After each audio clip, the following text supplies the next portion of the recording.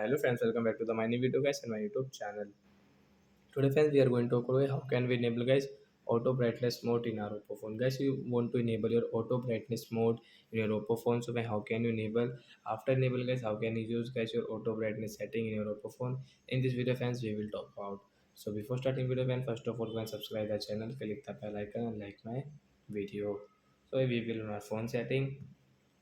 Then guys scroll it friends, you can see guys your display brightness setting. Friends tap here guys, you can see your auto brightness setting. Guys, you want to enable guys, you can enable from this right side.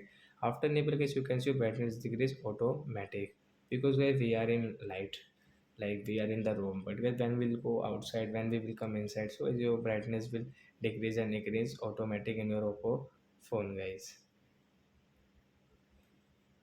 So that's it guys, thanks for watching the video friends. I hope friends you have understood how to enable auto brightness mode in our Oppo phone. So that's it guys, thanks for watching the video. Bye guys. Before going, please go and like the video.